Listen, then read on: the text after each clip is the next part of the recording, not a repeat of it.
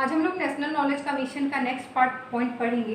जैसे कि national knowledge commission का एक दिन इंट्रो पार्ट मैंने बताया था, दूसरे दिन मैंने बताया था कि इसका जो प्रतिवेदन प्रस्तुत किया गया था नेशनल नॉलेज कमीशन का, वो 5 भागों में प्रस्तुत किया गया था। तो 2 भाग मैंने आपको बता दिए थे। पहला था ज्ञान की सुलभता, 5 भाग में बांटा गया था। ज्ञान की सुलभता, ज्ञान के सिद्धांत, सृजन, अनुप्रयोग और सेवाएं। तो हम लोगों ने अध्ययन कर लिया है ज्ञान की सुलभता और ज्ञान का सिद्धांत। तो आज हम तृतीय भाग की चर्चा करते हैं कि तृतीय भाग में किसकी बात की गई थी। तो जो एनकेसी है उसमें नेशनल नॉलेज कमीशन है, राष्ट्रीय ज्ञान आयोग की बात हम करते हैं। तो उसमें तृतीय भाग में सृजन की बात की गई है कि हमको सृजन किस फील्ड में करना है, कौन ऐसा फील्ड है जहाँ पर हमको न्यू इन्वेंशन या न्यू क्रिएशन की बात करनी है। तो सृजन का मतलब यही हो गया कि जो ये 5 फील्ड उन्होंने निर्धारित किए थे, इस 5 फील्डों में किस तरह का नया तरीका लाना है, नया रास्ता लाना है या नए टेक्निक अपनाने हैं जिसके कारण इसमें हम और आगे बढ़ सकें। तो पहला हम देखते हैं, इसमें है राष्ट्रीय विज्ञान तथा सामाजिक फाउंडेशन की बात। इसमें एनकेसी के द्वारा जो बोला गया था, चूँकि मैंने आपको बताया है कि शिक्षा के क्षेत्र में एक बहुत बड़ी क्रांति आई थी, लोग साइंस को ज़्यादा महत्व देने लगे थे, कंप्यूटर एजुकेशन को ज़्यादा महत्व दिए जाने लगा था। तो कहीं ना कहीं जो सामाजिक विज्ञान था उसको कम महत्व दिया जा रहा था। तो एनकेसी ने महसूस किया कि हर सब्जेक्ट जो होते हैं एक दूसरे के पूरक होते हैं, चाहे वो समाज हो, चाहे विज्ञान हो, चाहे वो कंप्यूटर हो, किसी को कम नहीं आंकना चाहिए। तो इसी व्यू से इन्होंने जो राष्ट्रीय विज्ञान की तो बात की, साथ ही साथ सामाजिक फाउंडेशन की भी बात की थी कि समाज को भी, सोशल साइंस को भी इस तरीके से पढ़ना है, इस तरह से इन्वेंशन उसमें अपनाना है कि उसके भी साइंटिफिक नेचर को हम निकाल सकें। तो इस तरह से इन्होंने दोनों सब्जेक्ट को लेकर एक साथ लेकर चलने की बात की थी कि राष्ट्रीय विज्ञान भी इम्पोर्टेंट है और हमारा सामाजिक विज्ञान भी इम्पोर्टेंट है। तो दोनों में वैज्ञानिक सोच पैदा करने की बात की थी। दूसरा है सरकारी वित्त संपोषित अनुसंधान के लिए कानूनी तंत्र। देखिए, सरकार के द्वारा जो भी अनुसंधान के लिए पैसे बच्चों को या जिसको भी प्रोवाइड किया जा रहा था, स्टॉक होल्डर्स से जिसको भी प्रोवाइड किया जा रहा था, तो कहीं ना कहीं ये पैसे का बिखराव इधर उधर हो जा रहा था और राइट हैंड में नहीं जा रहा था। तो जो सरकार जो रिसर्च के लिए पैसे प्रोवाइड करती है उसके लिए कानूनी तंत्र की बात की गई थी कि एक कानूनी तंत्र बनाया जाएगा जिसके कारण जिसको रिसर्च करना है या जो स्कॉलर्स हैं उसी के हाथ में फंड जाए और अच्छे से हम रिसर्च के क्षेत्र में आगे बढ़ सकें। तो इसका मतलब यही हुआ, जो भी पैसा सरकार के द्वारा आ रहा है वो राइट हैंड में जाए, इसके लिए हम कानूनी तंत्र की स्थापना की बात की गई थी। उसके बाद है इंटेलेक्चुअल प्रॉपर्टी राइट, मतलब कि बौद्धिक संपदा का अधिकार, intellectual right, intellectual property right की बात की गई थी। इसमें बताया गया था, एनकेसी का कहना था कि वैश्विक ज्ञान आधारित प्रतियोगिता में बौद्धिक संपदा सृजन और संरक्षण काफ़ी महत्वपूर्ण होते हैं। बौद्धिक संपदा और साथ ही साथ उसका संरक्षण जो होता है हमारे लिए काफ़ी महत्वपूर्ण होते हैं। और इसके लिए उन्होंने बताया था कि विदेशों से मिलकर भी हमारे यहाँ के जो इंटेलेक्चुअल जो होते हैं, जो अच्छे प्रगति के बालक हैं, तो उनको हम वहाँ पढ़ने भेजें और वहाँ के बच्चों को यहाँ भेजें। तो इस जो हमारे यहाँ बौद्धिक संपदा है उसको हमको सुरक्षित करना है, साथ ही साथ उसको आगे बढ़ाने के लिए भी काम करना है, इसमें बात की गई थी।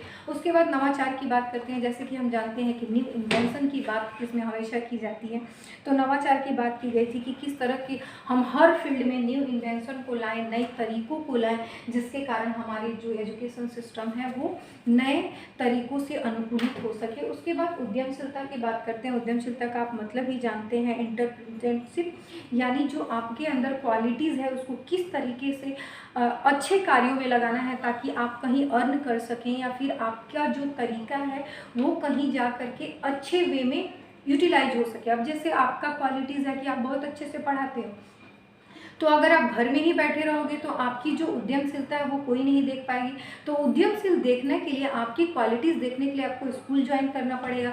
तो सरकार आपको कुछ ऐसी फैसिलिटीज़ देगी जिसके कारण आपकी जो क्वालिटीज़ है पढ़ाने की, तो वो कहीं आप यूटिलाइज कर सको। सरकार आपको फैसिलिटी देगी, आप एग्ज़ाम दीजिए और पास होइए और गवर्नमेंट टीचर बन जाइए, फिर आप वहाँ पढ़ाने का काम करेंगे। तो ये उद्यमशीलता की बात की गई थी कि किस तरह हमारे यहाँ जो यंग जनरेशन है और उसमें उद्यमशीलता है उसको किस तरह से हमको बढ़ावा देना है। वोकेशनल एजुकेशन ट्रेनिंग की भी बात की गई थी।